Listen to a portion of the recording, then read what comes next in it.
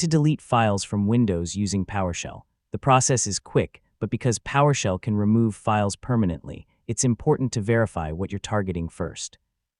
In this guide, I'll show you how to delete one file, multiple files, and files matching a pattern.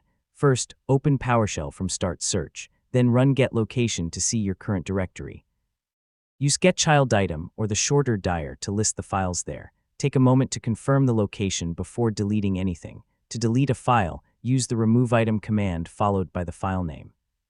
For example, removeItem report.txt removes a file named report.txt from the current directory. Once you press Enter, the file is removed. So double-check the file name before you run the command. You can also delete a file by using its complete path. For example, provide the full location of the file after removeItem. If the path contains spaces, place it inside quotation marks. This is useful when the file isn't in your current PowerShell directory. Here's a useful safety feature, the what-if parameter. Add it to a removal command to see what PowerShell would do without actually deleting the file. For example, removeItem report.txt what-if.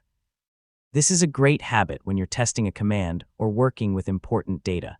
To remove multiple files, you can use wildcards. For example, removeItem *tmp targets files ending in .tmp in the current directory. You can also use a more specific pattern to avoid matching unrelated files. Always use what-if first when you're unsure exactly which files the pattern will match. Some files may have attributes that prevent normal removal. In those cases, the force parameter can sometimes help. For example, removeItem file.txt force. Use this carefully because it can override certain file attributes. And that's how to delete files with PowerShell. Remember removeItem for deletion, what-if for a safe preview, and wildcards for groups of files. Before pressing Enter, always confirm the path and target.